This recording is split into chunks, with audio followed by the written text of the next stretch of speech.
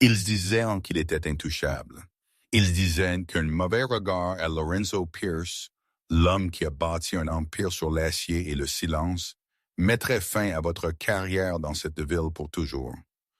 Par une nuit pluvieuse de mardi à l'Obsidian, le restaurant le plus exclusif de Manhattan, tout le personnel regardait avec terreur les serveurs s'effondrer sous le regard glacial du vieil homme. Il n'avait pas prononcé un mot depuis des années, pas même à son fils milliardaire. La tension était suffocante. Mais alors une serveuse tremblante nommée Sarah, qui était à une erreur d'être renvoyée, s'avança. Elle ne s'est pas excusée. Elle ne tremblait pas. Elle s'est simplement penchée et a chuchoté un mot italien. Ce qui s'est passé ensuite n'a pas seulement brisé le silence. Cela a brisé Internet, exposé un secret vieux de 40 ans et changé leur vie pour toujours. La pluie à New York n'a pas nettoyé les choses.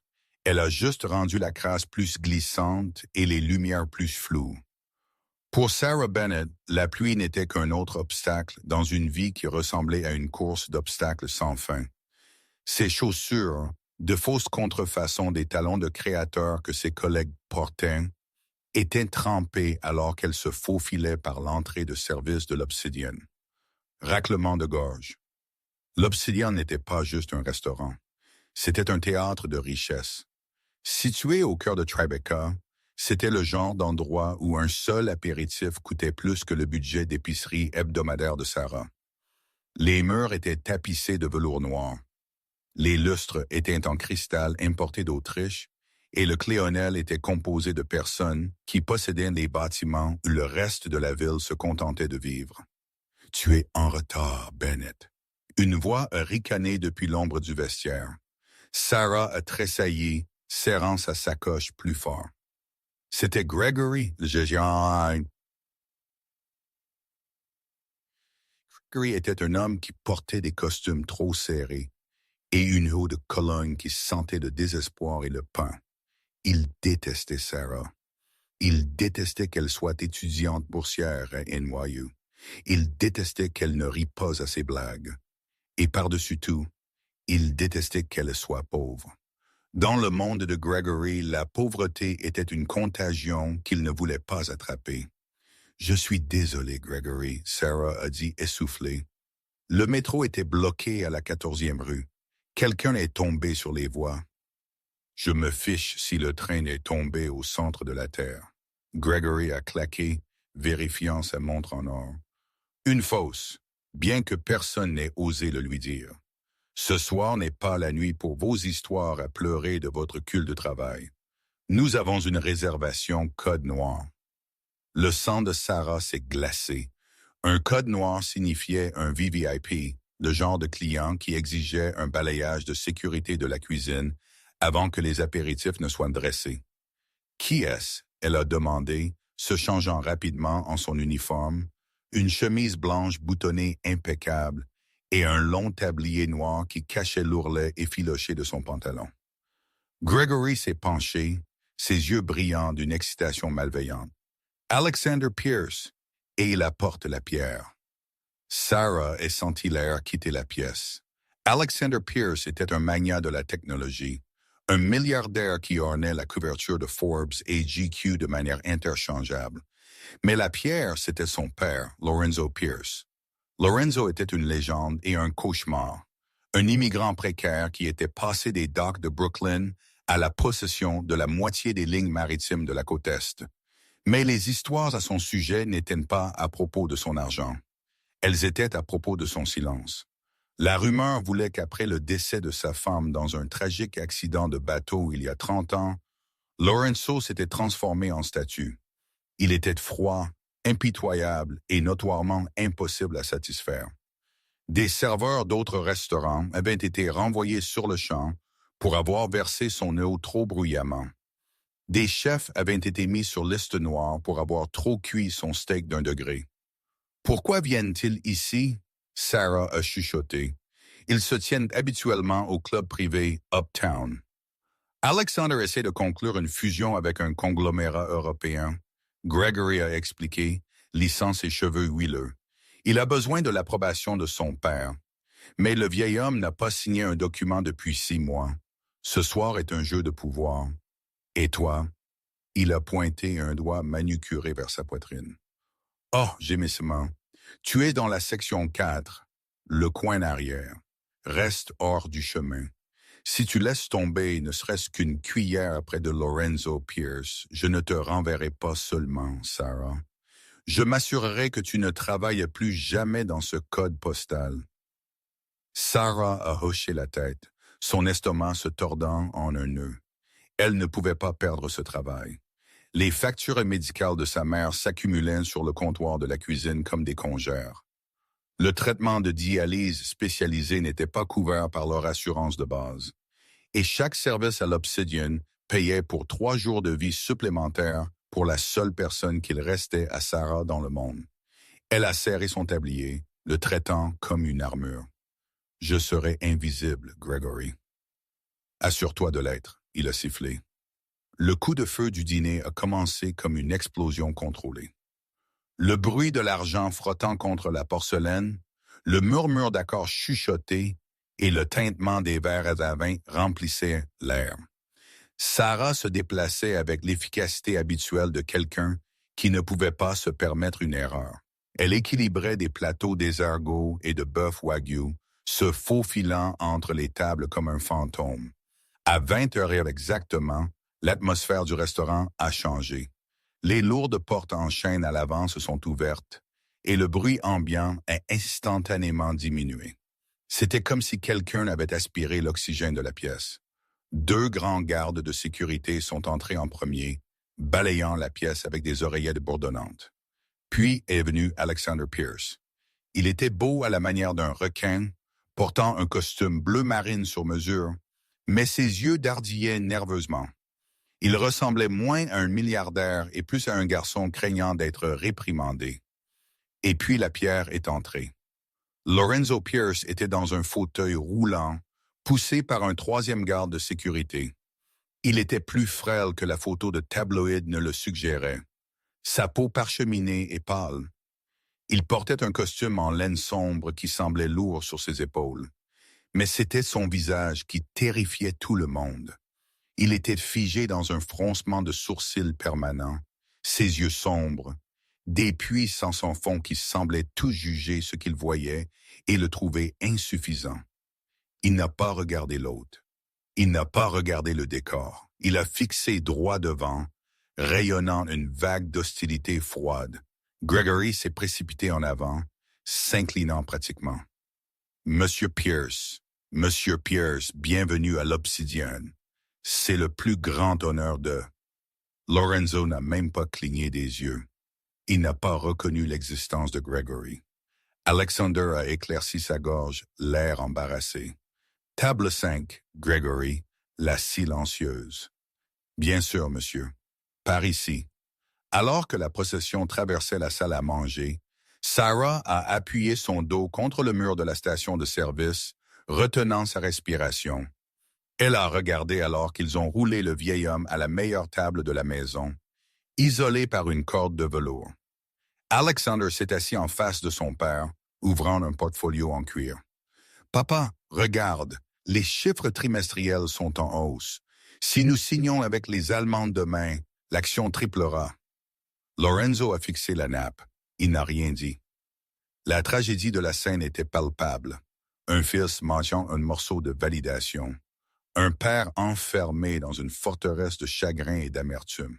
« J'ai besoin d'un serveur. » Gregory a claqué au groupe de serveurs près de la cuisine. « Qui est ce service? »« Pas moi, » a chuchoté Jason, un serveur senior. Mes mains tremblent juste en le regardant.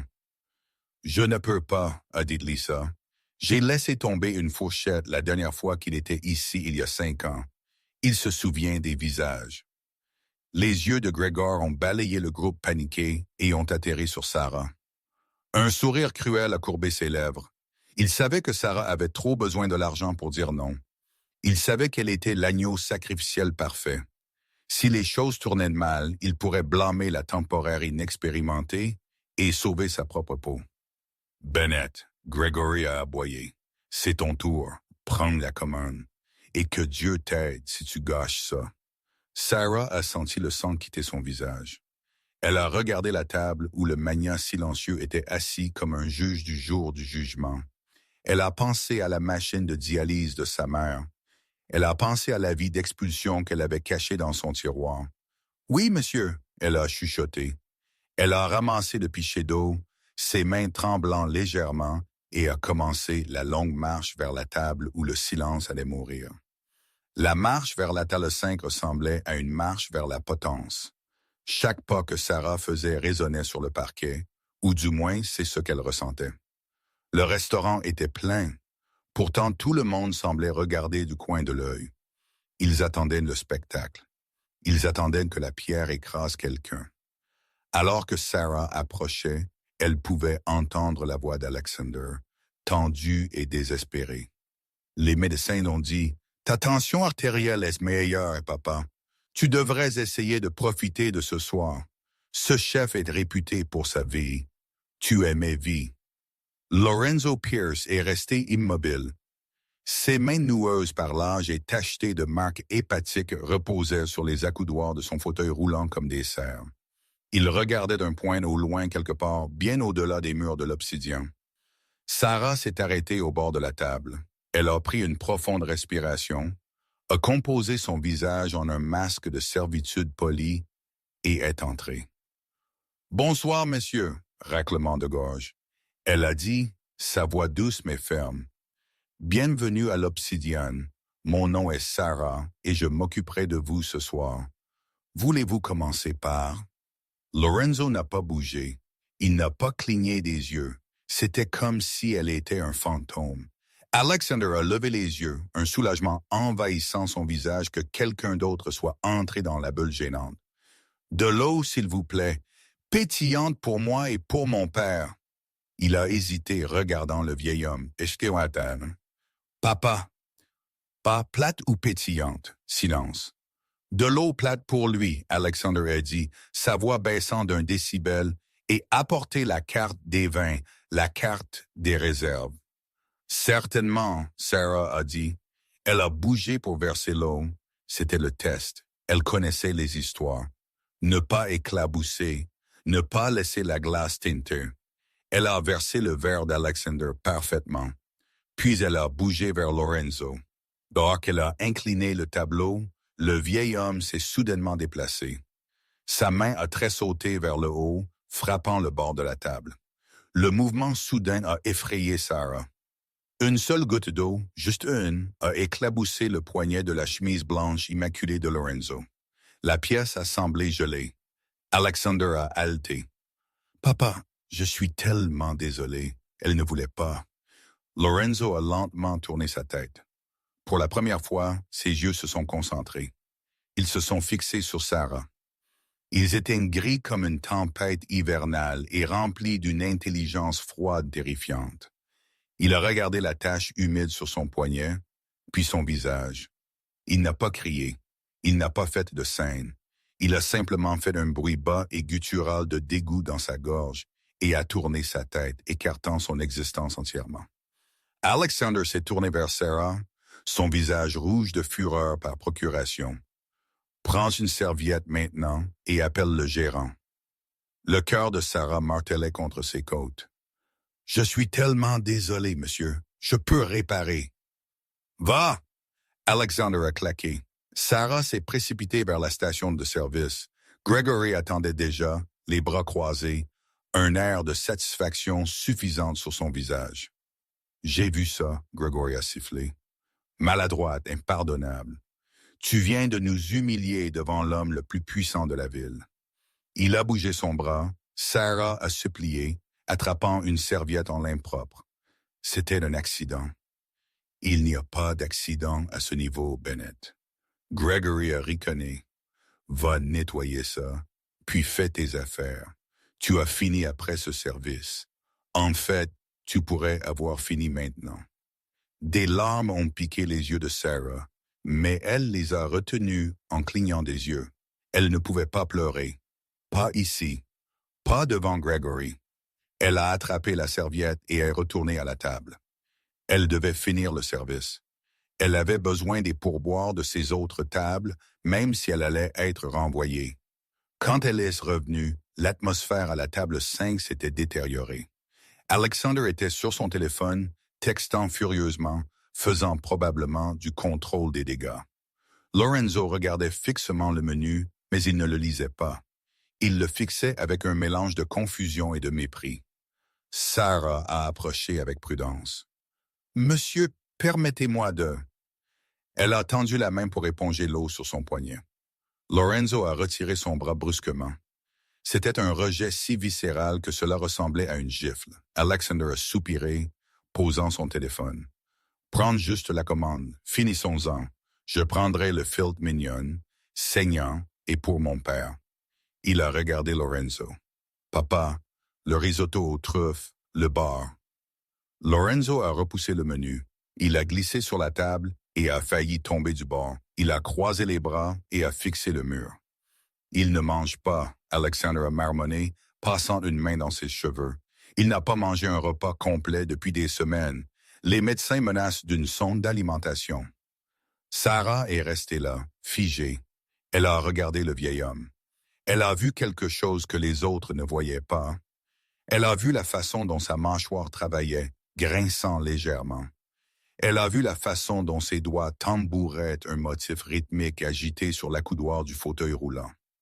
Il n'était pas juste difficile, il était offensé. Elle a regardé le menu qu'il avait jeté. Il était écrit en français et en anglais. Porte lavaude, risotto all'ertefaux, des plats haut de gamme, complexes, prétentieux. Soudain, un souvenir s'est déclenché dans l'esprit de Sarah. Ce n'était pas de sa formation au restaurant. C'était de son enfance. Elle a grandi dans un immeuble de rapport à Bensonhurst, Brooklyn. Sa voisine d'à côté était une vieille femme nommée Nona Rassi. Nona Rassi gardait Sarah pendant que sa maman faisait des doubles services. Sarah passait des heures dans cette petite cuisine, sentant l'ail et regardant la vieille femme cuisiner. Nona Rassi venait d'un tout petit village spécifique en Sicile, pas la Sicile touristique, l'intérieur rural profond. Elle parlait un dialecte qui sonnait comme des pierres qui se frottent. Sarah a regardé Lorenzo Pierce à nouveau. Elle a regardé ses mains, larges, cailleuses, malgré des années de richesse. C'étaient des mains de travail, des mains de paysan. Et puis, elle a remarqué l'anneau à son petit doigt. Il était en or, usé et lisse avec une minuscule crête estompée. Ce n'était pas un blason de noblesse. C'était le symbole des Santipovi, les saints patrons des travailleurs de la région d'Agriento. Nona Rassi avait porté un pendentif avec le même symbole. La réalisation a frappé Sarah comme un éclair. Cet homme n'était pas en colère parce que la nourriture n'était pas assez chic. Il était misérable parce qu'il se noyait dans la prétention. C'était un garçon du village piégé dans un costume de milliardaire, gavé de truffes alors que son âme mourait de faim pour la maison.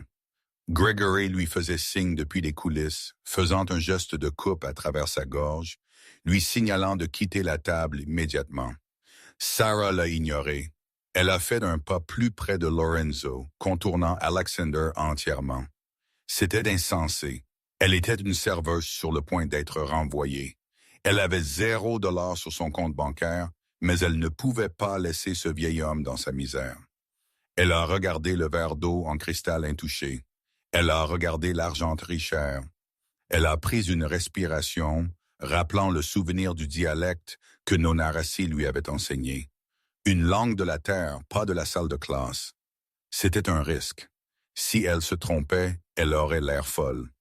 Elle s'est penchée, ignorant les protocoles d'espace personnel, jusqu'à ce que son visage soit au niveau du manier assis. Tout le restaurant semblait retenir son souffle. Alexander semblait prêt à se lever et à la repousser. Sarah a regardé Lorenzo droit dans les yeux gris-morts. N'a pas demandé sa commande. Elle ne s'est pas excusée pour l'eau. Elle a prononcé un mot lourd de dialecte spécifique qui signifiait pain, mais pas n'importe quel pain.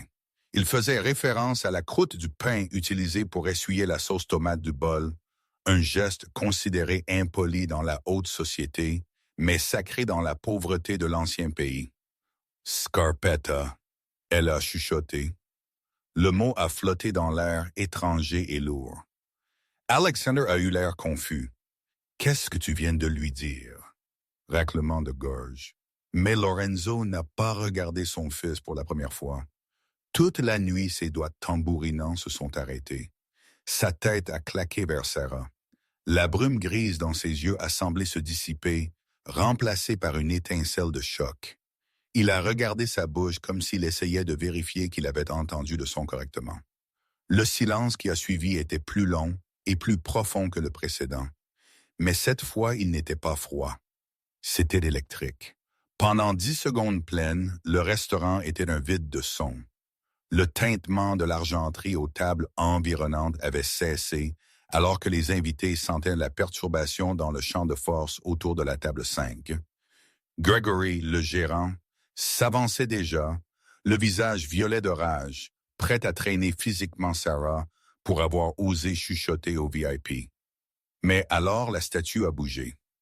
Lorenzo Pierce, l'homme qui n'avait pas prononcé une phrase complète à ses cadres depuis des mois, s'est penché en avant. Les articulations de son fauteuil roulant ont grincé. Sa main, qui avait serré la coudoir, s'est tendue et a plané dans l'air, tremblant légèrement. « Sikilana », il a râpé. Sa voix était comme du gravier qui grince, rouillé par la désuétude, mais distincte. Ce n'était pas l'italien poli d'un diplomate. C'était le dialecte rude et haché des collines du Sud. Sarah ne s'est pas retirée. Elle a hoché la tête, son cœur battant un rythme frénétique contre ses côtes. « Ma voisine, Nona Rossi, elle m'a élevé. » Les yeux de Lorenzo se sont élargis d'une fraction. La glace grise en eux a semblé se fissurer, révélant un océan sombre et agité de souvenirs en dessous.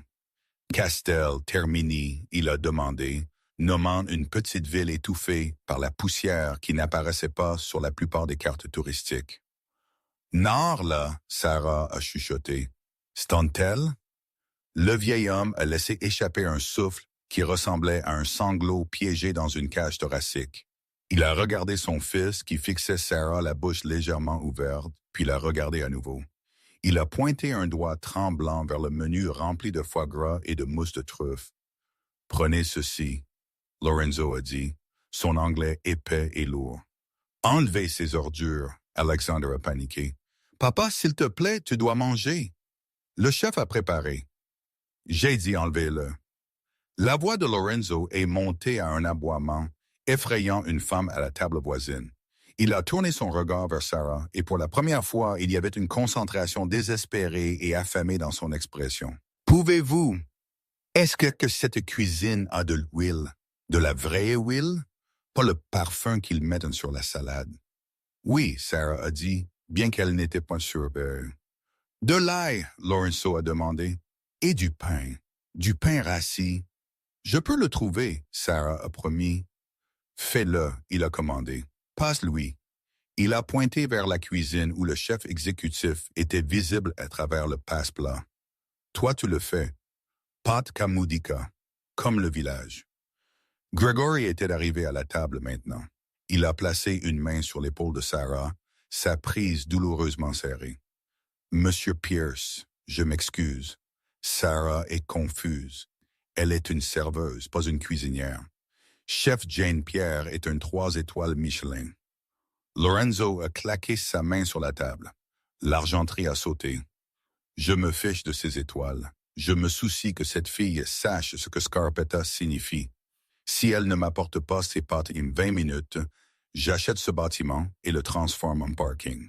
Me comprenez-vous? » Gregory est devenu pâle.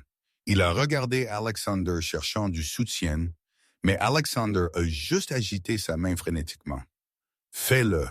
Quoi qu'il veuille, fais-le. » Gregory a poussé Sarah vers la cuisine. « Bouge !» il a sifflé à son oreille. « Si tu brûles ça, Bennett, je te tuerai moi-même. » Sarah a fait irruption dans la cuisine, les doubles portes se balançant sauvagement derrière elle. La cuisine était un laboratoire immaculé d'acier inoxydable et de chapeaux blancs. Chef Jean-Pierre, un homme grand avec un ego plus grand que sa toque, l'a regardé de haut. « Que se passe-t-il? » Jean-Pierre a demandé. « Pourquoi la commande est-elle annulée? »« Il veut des pastors Kamudika. » Sarah a dit, attrapant un tablier et le serrant plus fort. Et il veut que je le fasse. Toi, Jean-Pierre a ri d'un son froid et aigu. Tu es une serveuse. Tu portes des assiettes. Tu ne touches pas à ma cuisinière. Il a dit, si je ne le fais pas, il fermera le restaurant. Sarah a dit, sa voix tremblante, mais ses mains fermes alors qu'elle tendait la main vers une poêle. Bouge, chef. Peut-être était-ce le désespoir dans ses yeux, ou peut-être était-ce la menace de Lorenzo Pierce, mais le personnel de la cuisine s'est séparé comme la mer Rouge. Sarah n'a pas eu le temps d'être intimidée. Elle a fermé les yeux et a canalisé la petite cuisine exiguë de Nonna Ross. Elle a attrapé une bouteille d'huile d'olive, pas l'huile de finition, mais l'huile de cuisson. Elle l'a jetée dans la poêle. Elle a écrasé 4 gousses d'ail, laissant les peaux juste un instant pour infuser la saveur avant de les retirer. Une astuce que les chefs Michelin considéraient bâclée. Mais Nonna jurait pas. Puis elle a trouvé le pain. Elle a pris un pain au levain artisanal et en a arraché l'intérieur et l'a émietté en morceaux rugueux et irréguliers. Elle a fait griller la chapelure dans l'huile jusqu'à ce qu'elle soit foncée, dorée, à la limite du brûlé. L'odeur a frappé l'air, noisettée, terreuse, simple. Cela ne sentait pas comme un restaurant 5 étoiles. Cela sentait la pauvreté. Cela sentait la maison. Ça brûle, Jean-Pierre a ricané, planant au-dessus de son épaule. C'est ruiné. C'est parfait, Sarah est marmonnée.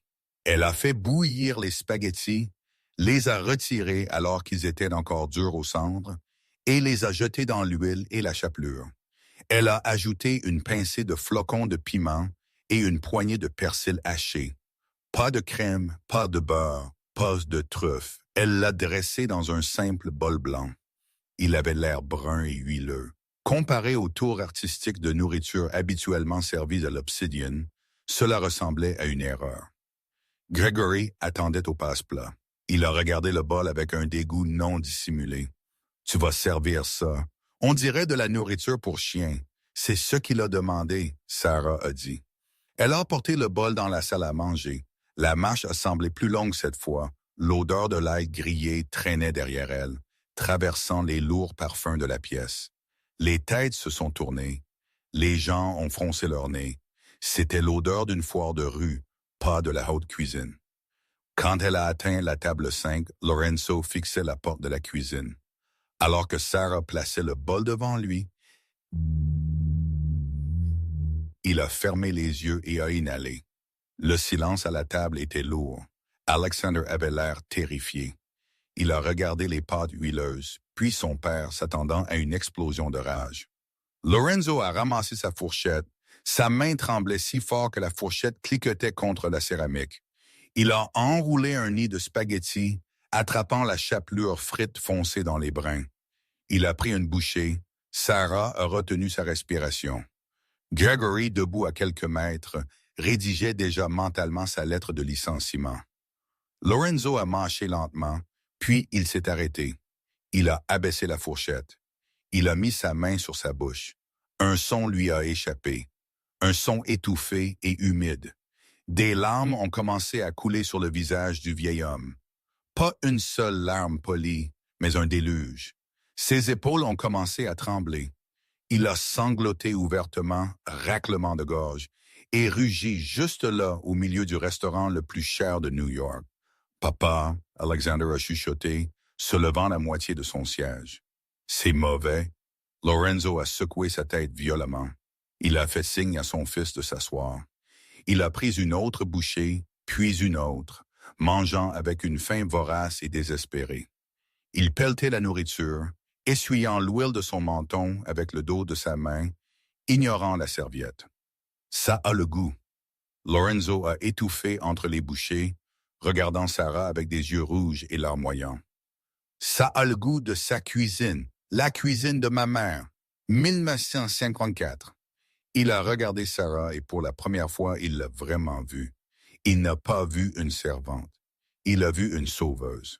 « Qui es-tu » il a demandé, sa voix gagnant en force à chaque bouchée. « D'où viens-tu? Je suis Sarah, elle a dit doucement. Juste Sarah. De Bensonhurst.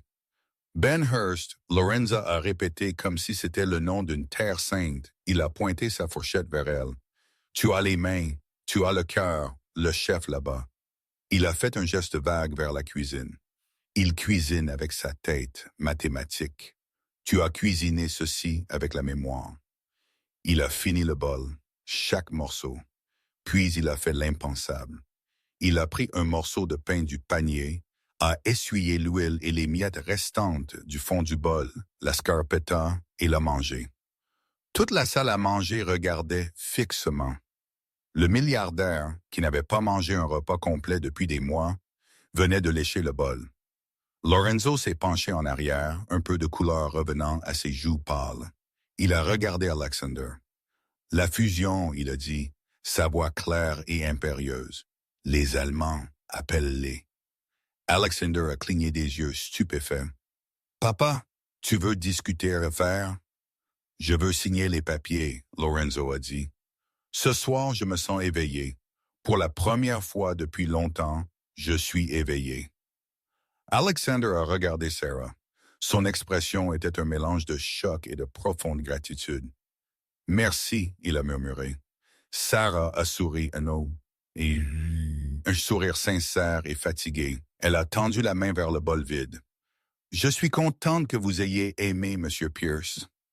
Aimé? Lorenzo a ricané. C'était la seule chose honnête que j'ai rencontrée en 10 ans. Il a fouillé dans la poche de sa veste. Sarah a gelé. Allait-il lui donner un pourboire? La politique à l'Obsidian était que les pourboires étaient collectés et distribués par la direction. Lorenzo a sorti une carte de visite. C'était un papier cartonné noir épais avec un gaufrage doré. Il ne la lui a pas tendue. Il l'a placée sur la table et l'a fait glisser en avant. Si jamais tu as besoin de quoi que ce soit, Lorenzo a dit, la regardant droit dans les yeux. Pas d'argent, n'importe quoi. Tu appelles ce numéro. Il va à ma ligne privée. Ne raclement de gorge le perd pas. Merci, monsieur, Sarah a dit, ramassant la carte. Elle s'est sentie lourde dans sa main. Va maintenant, Lorenzo a dit, la congédiant, mais son ton était doux. Laissez un vieil homme digérer en paix. Sarah est retournée à la cuisine, serrant la carte et le bol vide. Elle avait l'impression de flotter. Elle avait fait l'impossible. Elle avait sauvé la nuit. Mais alors qu'elle poussait les portes de la cuisine, elle n'a pas trouvé de célébration. Elle a trouvé Gregory, et il ne souriait pas. La cuisine était étrangement silencieuse quand Sarah est rentrée. Les cuisinières de ligne étaient occupées à préparer pour le prochain coup de feu, mais ils gardaient la tête baissée, évitant le contact visuel. Chef Jean-Pierre était introuvable, probablement en train de bouder dans son bureau. Gregory se tenait près du bac à plonge, appuyé contre le comptoir en acier inoxydable. Il tenait d'un presse-papier et son visage était un masque de fureur froide. « Eh bien, Gregory a dit, sa voix dégoulinante de sarcasme. Le héros conquérant revient. » Sarah a placé le bol vide dans le casier de lavage. Il a aimé Gregory. Il a tout mangé. Il a signé l'accord de fusion. J'ai vu, Gregory a dit. Il s'est éloigné du comptoir et a marché vers elle, envahissant son espace personnel. Tu penses que tu es spécial maintenant, n'est-ce pas, Bennett? Tu penses que parce que tu as fait frire de la chapelure pour un vieil homme sénile, tu es intouchable? J'ai fait ce que j'avais à faire, Sarah a dit, reculant. Tu m'as dit de sauver la table. Je t'ai dit de suivre le protocole, Gregory a claqué, sa voix montant. Tu as humilié chef Jean-Pierre. Tu as tourné en dérision les standards de ce restaurant. Savez-vous ce que les clients à la table 7 disaient? Ils ont demandé si nous servions des restes. Tu as fait en sorte que l'Obsidian sente comme un restaurant bon marché. J'ai rendu le client heureux, Sarah a argumenté, sa colère montant. N'est-ce pas le travail? Le travail, Gregory a dit, se penchant de près, son souffle chaud et aigre, est de faire ce qui vous est dit. Tu es un fardeau, Sarah.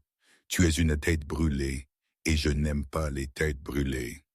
Il a arraché un morceau de papier de son presse-papier et l'a fourré dans la poche de son tablier. « Qu'est-ce que c'est ?» Sarah a demandé. « C'est ton rapport, » Gregory a dit. « Insubordination, utilisation non autorisée d'équipements de cuisine, interruption de service. »« Vous me faites un rapport ?» Sarah a demandé incrédule. « Je viens de sauver le plus grand client que nous ayons. »« Oh, je ne te fais pas juste un rapport ?» Gregory a souri, une expression cruelle et mince. « Je te vire. Prends tes affaires. Sors. » Sarah a senti le sol s'effondrer sous elle. « Tu ne peux pas être sérieux. Tu ne peux pas me virer pour ça. »« Je viens de le faire, » Gregory a dit. « Et n'attends pas de référence. Si quelqu'un m'appelle à ton sujet, je leur dirai que tu es ingérable. » « Mais les pourboires, » Sarah a bégayé. « Le pot commun, si je pars maintenant, tu perds ta part du pot commun de ce soir, » Gregory a dit, récitant le manuel de l'employé avec joie. Section pour de la politique, paragraphe 2. Les employés licenciés perdent les gratuités en attente. C'est des centaines de dollars. Sarah a pleuré. J'ai besoin de cet argent pour ma mère, Gregory. S'il te plaît, elle a une dialyse demain. Pas mon problème, Gregory a dit, lui tournant le dos. Sécurité, escortez Mademoiselle Bennett dehors. 2 videurs sont apparus à la porte de la cuisine. Ils avaient l'air désolés. Ils aimaient Sarah, mais ils avaient leurs ordres. Sarah a regardé le dos de Gregory. « Demandez-toi, sur Gregory, brûlant d'un mélange de rage et de désespoir. Elle voulait crier. Elle voulait courir dans la salle à manger et dire à Lorenzo Pierce ce qui se passait. Mais elle ne pouvait pas. Cela provoquerait une scène et la sécurité l'intercepterait avant qu'elle n'arrive à moitié chemin. Cela prouverait seulement à Gregory qu'elle était instable. Elle a détaché son tablier, ses doigts s'en mêlant dans le nœud. Elle l'a jeté sur une pile de linge sale. Elle a attrapé son sac à main. « Tu le regretteras, Gregory. » Elle a dit, sa voix tremblante. « J'en doute, » il a rappelé sans se retourner. Sarah est sortie par la porte arrière dans l'allée. La pluie tombait encore plus fort maintenant. Elle a trempé sa mince blouse instantanément. Elle est restée là, à côté des poubelles, l'odeur de légumes pourris se mélangeant à l'échappement de la ville. Il y a 10 minutes, elle était l'héroïne de la salle à manger. Maintenant, elle était au chômage, fauchée et mouillée. Elle a fouillé dans sa poche et a sorti la carte noire que Lorenzo lui avait donnée. Lorenzo Pierce, PDG Pierce Global Shipping. Il y avait un numéro de téléphone gaufré en or. Elle l'a fixé. Si jamais tu as besoin de quoi que ce soit, elle a presque jeté la carte. À quoi bon une faveur d'un milliardaire si elle ne pouvait même pas payer son loyer? Il donnait probablement des cartes comme celle-ci à tout le monde. C'était un geste d'homme riche, insignifiant dans le monde réel. Mais alors son téléphone a vibré. C'était un message du service de facturation de l'hôpital Mount Sinai. Avis final. Compte à charge 89,920. Soldé impayé 4,200 $. Paiement requis dans les 24 heures pour continuer le calendrier de traitement. Sarah s'est affaissée sur une caisse de lait, la tête dans les mains. Elle a pleuré, le son masqué par la pluie et le trafic. À l'intérieur du restaurant, le service du dîner a continué. Alexander Pierce a payé l'addition. C'était astronomique. 5 000 $ pour le vin, les mises, le service, etc. Quand le bordereau de carte de crédit est arrivé, Alexander a écrit un nombre sur la ligne de pourboire. 5 000 $. Un pourboire de 100%. Il a remis le dossier à Gregory. « Donnez ceci à la fille, » Alexander a dit. « Sarah, assurez-vous qu'elle en reçoive chaque centime. Elle a accompli un miracle ce soir. » Gregory a pris le dossier, s'inclinant bas. « Bien sûr, Monsieur Pierce. Je le lui remettrai personnellement. » Elle prend une pause en ce moment. « Moment émotionnel, compréhensible, » Alexander a dit. Il a fait rouler son père dehors. Lorenzo s'est arrêté à la porte. Il a regardé vers la cuisine, ses yeux cherchants. Il ne l'a pas vu. Il a froncé les sourcils, une ombre passant sur son visage, mais l'équipe de sécurité l'a conduit dans la limousine en attente. Dès que la famille Pierce est partie, Gregory a ouvert le dossier. Il a fixé le pourboire de 5 000 $. C'était plus que ce qu'il gagnait en 2 semaines. Il a regardé autour de lui. Personne ne regardait. Les caméras dans la zone du vestiaire avaient un angle mort. Il le savait parce qu'il les avait lui-même inclinés de cette façon. Il a pris un stylo et a rayé le Sarah qu'Alexander avait écrit à côté de la ligne de pourboire. Il a gribouillé Paul commun de la maison par-dessus, le rendant illisible. Puis il est allé au système informatique. Il a ajusté les paramètres de distribution des pourboires. Il a assigné la majeure partie de la gratuité à la surveillance de la gestion, une catégorie qui se composait uniquement de lui. Karma, Gregory a marmonné pour lui-même, empochant la copie du commerçant. C'est ce que tu obtiens pour m'avoir fait passer pour un nul, Bennett. Pendant ce temps, Sarah marchait vers le métro. Elle avait froid, frissonnant dans l'air humide de la nuit. Elle a passé sa carte de métro. Tarif insuffisant. Elle a laissé échapper un rire creux. Elle n'avait même pas 2,75 $ pour rentrer chez elle. Elle est sortie de la station et s'est assise sur un banc. Elle a regardé la carte noire à nouveau. C'était la seule chose qui lui restait. Elle a sorti son téléphone. 23h30. Était-il raclement de gorge trop tard? Se souviendrait-il même d'elle? Elle a composé le numéro. Il a sonné 1 fois, 2 fois. Résidence Pierce. Une voix grave et professionnelle a répondu. Ceci est la ligne privée. Qui appelle? Bonjour, dit. Sarah a dit, sa voix se brisant. Mon nom est Sarah Bennett. J'ai servi le dîner à M. Pierce ce soir. Il m'a dit d'appeler. Il y a eu une pause. Un instant, mademoiselle Bennett. 1 minute de silence, puis un clic. La fille avec la chapelure. La voix de Lorenzo est apparue sur la ligne. Il semblait plus fort qu'il ne l'avait été au restaurant. Oui, monsieur, Sarah a dit, essuyant ses yeux. Pourquoi appelez-vous si tard? Lorenzo a demandé. Travaillez-vous? Non, monsieur, Sarah a dit. Je ne travaille plus là-bas. Ne travaillez pas? Lorenzo a répété sèchement. Depuis quand? Depuis que vous êtes parti. Sarah a admis. Le gérant, Gregory, il m'a renvoyé. Renvoyé? Le ton de la voix de Lorenzo a baissé. Ce n'était plus la voix grâlée d'un vieil homme malade. C'était la voix d'un homme qui écrasait des syndicats et achetait des pays. Pourquoi? Parce que j'ai cuisiné vos pâtes, Sarah a dit. Il a dit que j'avais enfreint le protocole. Il a dit que j'avais embarrassé le restaurant. Il y a eu un long silence à l'autre bout de la ligne. C'était si silencieux que Sarah a pensé que l'appel avait été coupé. « Où êtes-vous maintenant? » Lorenzo a demandé. « Je suis sur un banc devant la station 14e rue, » Sarah a dit. « Je n'ai pas le tarif pour rentrer chez moi. »« Restez là, » Lorenzo a commandé. « Ne bougez pas.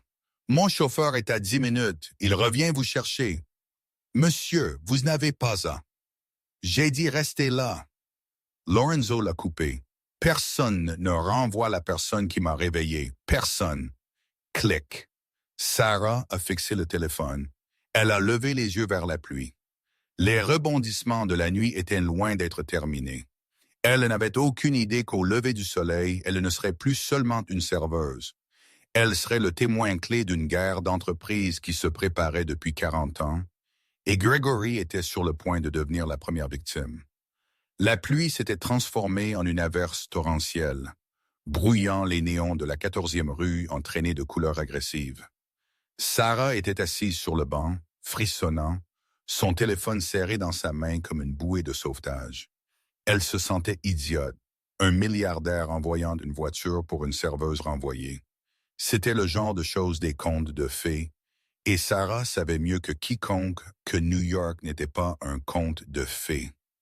C'était un broyeur. Elle était sur le point de se lever et d'essayer de sauter le tourniquet, un crime qu'elle n'avait jamais commis de sa vie, quand une paire de phares LED aveuglants a percé la pénombre. Une élégante Maybach noire s'est arrêtée au bord du trottoir, ignorant la zone d'interdiction de stationnement.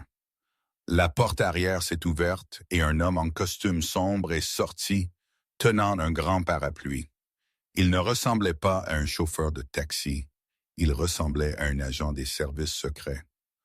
Mademoiselle Bennett, il a demandé, sa voix traversant le bruit de la pluie. Oui, Sarah a couiné, se levant. Monsieur Pierce vous attend, s'il vous plaît. Il a tenu le parapluie au-dessus d'elle, la protégeant alors qu'elle glissait sur le siège arrière. L'intérieur de la voiture était plus chaud que son appartement. Il sentait le cuir cher et le bois de cèdre. Il y avait une bouteille d'eau et une serviette chaude qui attendaient dans la console centrale. Sarah a essuyé son visage, la crasse de la ville s'enlevant sur le coton blanc immaculé. Elle a regardé par la vitre teintée alors que la ville défilait.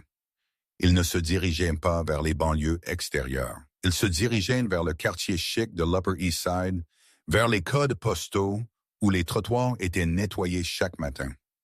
La voiture s'est arrêtée devant un manoir en pierre calcaire sur la 5e avenue.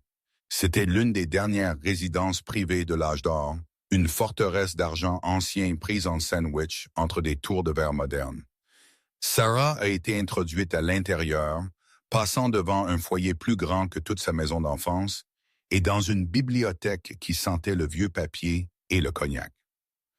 Un feu crépitait dans la cheminée. Lorenzo Pierce était là, assis dans son fauteuil roulant près du feu, mais il avait l'air différent. L'homme frêle et tremblant du restaurant était parti, dans la sécurité de sa propre maison, dépouillé du regard public. Il avait l'air formidable. Il portait un smoking en velours et ses yeux gris étaient vifs, suivant chacun de ses mouvements. « Assieds-toi ici », Lorenzo a dit, désignant un fauteuil en cuir en face de lui. Sarah s'est assise, se sentant petite. « Monsieur Pierce, je ne veux pas m'immiscer. Je ne savais juste pas où aller d'autre. »« Tu ne t'immisces pas, » Lorenzo a dit. Il a versé 2 verres de liquide ambré d'une carafe en cristal. « Cognac, bois, ça réchauffera ton sang. » Sarah a pris le verre. Ses mains tremblaient encore. « Monsieur, à propos de ce qui s'est passé au restaurant, je ne voulais pas causer de problèmes. » « Des problèmes. » Lorenzo a laissé échapper un court rire sec. « Ma fille, tu n'as pas causé de problème. Tu as causé un réveil. Sais-tu combien de temps il s'est écoulé depuis que j'ai goûté quelque chose de vrai? Depuis que j'ai entendu quelqu'un dire la vérité? » Il s'est penché en avant, la lumière du feu dansant dans ses yeux.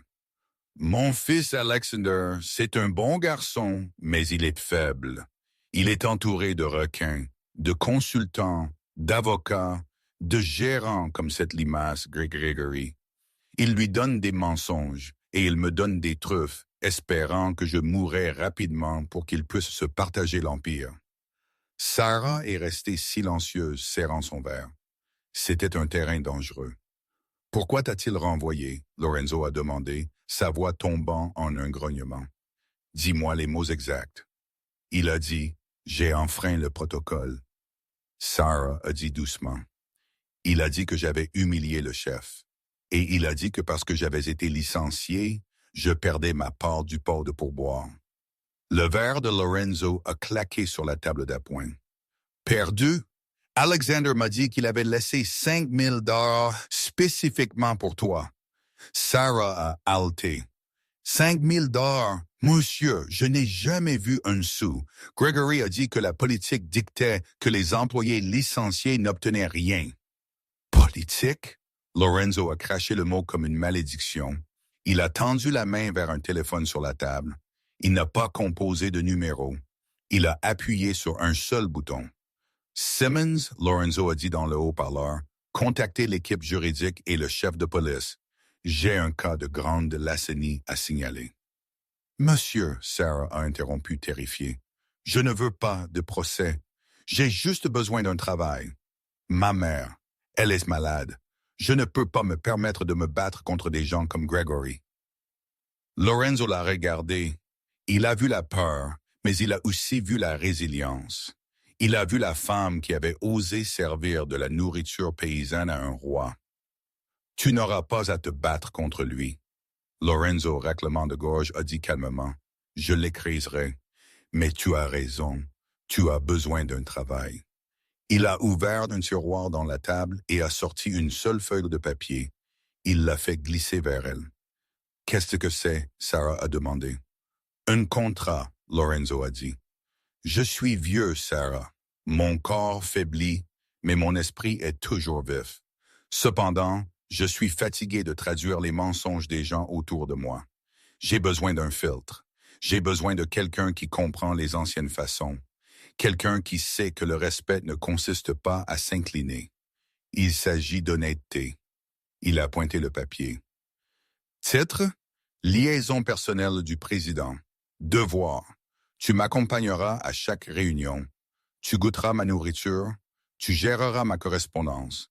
Mais surtout, quand les gens me parleront dans leur cercle diplomatique chic, tu me diras ce qu'ils disent vraiment. Tu seras mon détecteur. Sarah a regardé le chiffre du salaire en bas de la page. Ses yeux se sont élargis. C'était plus d'argent en un mois que ce qu'elle gagnait en un an. Cela incluait des avantages médicaux complets sans Kauai. Cela incluait l'accès VIP à Mount Sea. « Pourquoi moi ?» Sarah a chuchoté. « Je ne suis qu'une serveuse. » « Non, Lorenzo l'a corrigé. Tu es du village. Tu connais Scarpetta. Tu sais que la vie est à propos du pain, pas de la nappe. » Il l'a regardé avec une intensité qui a fait frissonner son âme. « Aussi, j'ai examiné ton dossier pendant que la voiture te ramenait ici. Le nom de jeune fille de ta mère. Rosie. » Sarah a hoché la tête lentement. « Nona Rossi n'était pas juste ta voisine, » Lorenzo a dit, sa voix s'adoucissant. « Il y a 50 ans, avant que je ne vienne en Amérique, ma famille mourait de faim. Il y avait une femme dans le village qui laissait du pain sur notre rebord de fenêtre la nuit pour que mon père n'ait pas honte d'accepter la charité. Elle ne prenait jamais de crédit. Mais je l'ai vue une fois. » Des larmes ont monté aux yeux de Sarah. « C'était ta grand-mère, » Lorenzo a dit. « Je n'ai jamais oublié ce visage. Quand tu m'as souri au restaurant, je l'ai vu. » Il a tapé le contrat. « Je ne te donne pas la charité, Sarah. Je rembourse une dette qui a accru en des intérêts pendant un demi-siècle. Maintenant, signe le papier. Nous avons une journée chargée demain. » « Qu'est-ce qui se passe demain? » Sarah a demandé, ramassant le lourd stylo-plume. Lorenzo a souri, et pour la première fois, c'était un sourire d'anticipation purement prédatrice. « Demain, il a dit, nous allons déjeuner. » Le coup de feu du déjeuner à l'Obsidienne était chaotique, mais Gregory était de bonne humeur. Il avait réussi à effacer les images de sécurité locale de la nuit précédente et avait empoché les 5 000 $, les cachant sous des dépenses opérationnelles diverses. Il se sentait intouchable. « Gregory ?» La jeune hôtesse Mir a chuchoté nerveusement. « Nous avons un walk-in, ils insistent pour vous voir. Dites-leur de partir. » Gregory a ricané, ne levant pas les yeux de sa tablette. « Nous sommes complets. »« Je ne pense pas qu'ils aillent nulle part, Gregory. » La voix était familière mais différente. Gregory s'est retourné. Debout dans l'entrée se trouvait Sarah Bennett, mais les pantalons effilochés et les yeux fatigués étaient partis. Elle portait un blazer bleu marine sur mesure, un pantalon élégant et des talons qui cliquetaient avec autorité. Elle tenait un portfolio en cuir comme une arme. « Toi », Gregory a sifflé, s'avançant pour la bloquer. « Tu as du culot de montrer ton visage ici? » « Sécurité. »« Je ne ferai pas ça, » Sarah a dit froidement, levant une main. « Je ne suis pas ici en tant qu'ancien employé. Je suis ici pour représenter le nouveau propriétaire du bâtiment. » « Le propriétaire est une société holding. » Gregory a ricané. « Était » Sarah a corrigé. « À partir de 9 l'acte appartient à Pierce Global Real Estate. » Avant que Gregory ne puisse traiter cela, les portes se sont ouvertes à nouveau. Le restaurant est tombé silencieux. Lorenzo Pierce est entré en fauteuil roulant, flanqué non pas d'infirmières, mais de 2 hommes en costume portant des mallettes et de 2 officiers du NYPD en uniforme. Alexander marchait à côté de lui, l'air sombre. « Monsieur Pierce », Gregory a couiné, ses genoux tremblants. « Je peux préparer une table. » Je ne veux pas de table, Lorenzo a annoncé, sa voix retentissant. Je veux un audit. Il a pointé un doigt tremblant vers le gérant. Vous venez ici. Gregory a approché, la sueur coulant sur son visage. Toute la salle à manger regardait. La nuit dernière, Lorenzo a commencé. Mon fils a laissé une gratuité de 5 000 $ pour Mademoiselle Bennett. Elle me dit qu'elle ne l'a jamais reçue. Elle a été renvoyée pour avoir enfreint le protocole. C'était un malentendu, Gregory a bégayé. La politique stipule. Je me fiche de votre politique, Alexander a interrompu, brandissant une tablette. J'ai récupéré les journaux de transaction. Vous avez modifié l'attribution des pourboires à 23h15, changeant le bénéficiaire de Bennett à l'ID de gérant. Gregory. Un allaitement a parcouru le personnel. C'est un problème technique, Gregory a menti désespérément. Vraiment? Sarah a demandé, ouvrant son portfolio. Nous avons des déclarations sous serment du personnel de cuisine et nous avons les images de sécurité. J'ai supprimé les images, Gregory a crié, mettant instantanément sa main sur sa bouche. Vous avez supprimé les fichiers locaux, l'un des avocats a dit en douceur, mais l'Obsidian sauvegarde sur un serveur cloud. Nous avons tout. Gregory Miller, un officier, a dit, s'avançant avec des menottes. Vous êtes en état d'arrestation pour grande lacénie et altération de preuves. Gregory a essayé de s'enfuir vers la cuisine, mais les doubles portes se sont ouvertes. Chef Jean-Pierre s'est tenu là, les bras croisés, bloquant la sortie. Derrière lui se tenait tout le personnel de cuisine. Les gens que Gregory avait intimidés pendant des années, formant un mur impossible. Vaincu, Gregory s'est effondré alors que les menottes ont cliqué. « Attendez !» Lorenzo a commandé alors qu'il le traînait. Il s'est adressé au personnel stupéfait. « Vous avez renvoyé cette femme pour avoir fait preuve de compassion. Vous avez une pierre à la place de votre cœur. » Il s'est tourné vers la pièce. Avec effet immédiat, le pot commun de pourboire est aboli. Toutes les gratuités vont au serveur et le salaire de base de tout le personnel est doublé. Des acclamations ont éclaté de la cuisine. Lorenzo s'est retourné vers Sarah. Quant au poste de gérant, il est ouvert. Merci, monsieur, Sarah a dit, regardant Gregory être emmené. Mais j'ai le sentiment d'avoir de meilleures choses à faire que de gérer un restaurant. Correct, Lorenzo a souri. Maintenant, allons-y. Nous avons une réunion du conseil d'administration et j'ai besoin de ma liaison pour traduire les mensonges. Alors qu'ils sortaient, laissant un restaurant jubilatoire dans leur sillage, Sarah a croisé le regard de Mila. Elle a fait un clin d'œil.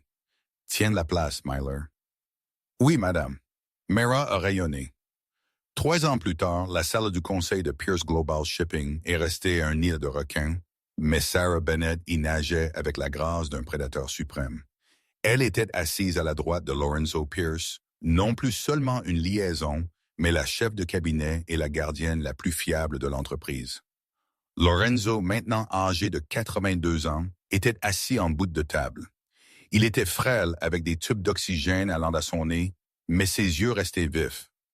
Un vice-président radotait sur la restructuration fiscale dans la division de Naples. Lorenzo a jeté un coup d'œil à Sarah. Traduction. Sarah n'a pas regardé ses notes. Il veut licencier 300 dockers pour gonfler artificiellement le profit trimestriel afin de pouvoir déclencher son bonus d'option d'achat d'actions avant de prendre sa retraite. Refusé, Lorenzo a râpé, faisant taire la pièce. Trouver une autre solution. Point suivant. Quand les cadres sont sortis, Lorenzo s'est effondré dans sa chaise. « Je suis fatigué, Sarah. »« Je sais, » elle a dit doucement, lui tendant de l'eau. « Nous allons au Hampton ce week-end, air frais. Le chèque est-il passé? » Il a demandé hebdomadairement. « Oui, le centre de dialyse Maria Bennett ouvre le mois prochain. » Sarah a souri. Sa mère était décédée il y a 1 an, mais elle avait vécu 2 années confortables et sans douleur grâce à l'équipe médicale de Lorenzo. Et Jean-Pierre rapporte que l'Obsidien est entièrement réservé. Le plat du président, les pâtes Kamudika, est le plus vendu. Lorenzo a ri, un râle sec. Nourriture paysanne à 50 $ l'assiette. Le monde est un drôle d'endroit. Le dimanche soir à la propriété des Hampton, la fin est venue. Raclement de gorge. Alors que le soleil se couchait sur l'océan, peignant le ciel de violet violent, Lorenzo a demandé une collation. « Tu sais ce que je veux. » Sarah est allée dans la cuisine massive et renvoyé le personnel et a retroussé les manches de sa blouse en soie. Elle a fait frire l'ail et le levain rassis, faisant la scarpetta une dernière fois. Apporté le bol sur la terrasse. Lorenzo a mangé lentement, savourant le goût de son enfance. Il a posé la fourchette et a regardé Sarah, ses yeux gris nuageux, mais paisibles. « Tu m'as sauvé, Sarah, » il a chuchoté. « Tu m'as rappelé que j'étais Lorenzo du village, pas seulement Pierce, le PDG. »« Tu m'as sauvé aussi, » Sarah a pleuré, lui tenant la main. « Non, Narossi, attends, » il a murmuré, regardant vers l'horizon avec le pain sur le rebord de la fenêtre. Il a fermé les yeux. Le rythme de sa respiration a ralenti pour correspondre aux vagues en contrebas, puis il s'est arrêté. Lorenzo Pierce est mort avec le goût de la maison sur ses lèvres. Les funérailles ont été les plus grandes que New York ait vues en une décennie. Mais au premier rang, à côté d'Alexander Pierce, était assise Sarah. La tension entre père et fils s'était évaporée il y a des années, guérie par les traductions honnêtes de Sarah. À la lecture du testament, l'avocat a révélé le rebondissement final. Alexander a hérité de l'Empire maritime, mais alors l'avocat s'est tourné vers Sarah. À Sarah Bennett, il a lu « Je laisse l'intégralité de ma propriété privée en Sicile, y compris la maison ancestrale à Sant'Angelo. De plus, je lui laisse la pleine propriété du groupe de restaurants Obsidian et un fonds fiduciaire de 50 millions de $. La pièce est devenue silencieuse. Alexander s'est tourné vers Sarah, souriant chaleureusement. Il t'aimait comme une fille. Bienvenue dans la famille. Sarah est sortie sous le soleil de Manhattan, touchant le pendentif en or que Lorenzo lui avait laissé, le blason des Santi Povi. Elle n'était plus une serveuse ou une assistante. Elle était la gardienne de la flamme. Elle a sorti son téléphone et a composé. « Restaurant Obsidian, c'est mère. »« Bonjour Mila, » Sarah a dit, sa voix ferme et autoritaire. « C'est Sarah. Préparez la cuisine. J'arrive. Nous allons, raclement de gorge, changer le menu. » Sarah Bennett a commencé comme serveuse avec rien d'autre qu'un cœur compatissant et le souvenir de la cuisine de sa grand-mère. Elle a fini comme l'héritière d'un héritage de vérité, prouvant que parfois le mot le plus puissant que l'on puisse prononcer n'est pas dans un contrat. C'est dans un simple geste d'humanité. Lorenzo Pierce n'avait pas juste besoin de nourriture. Il avait besoin d'être vu. Et Sarah était la seule assez courageuse pour le regarder dans les yeux. Qu'en pensez-vous? Auriez-vous osé enfreindre le protocole pour sauver la nuit d'un étranger? Ou auriez-vous suivi les règles comme Gregory? Faites-le-moi savoir dans les commentaires ci-dessous. Et si vous avez aimé cette histoire de karma, de rédemption et du pouvoir d'un bon repas, s'il vous plaît, écrasez ce bouton « J'aime », partagez cette vidéo avec vos amis et abonnez-vous à notre chaîne pour plus de drames incroyables de la vie réelle.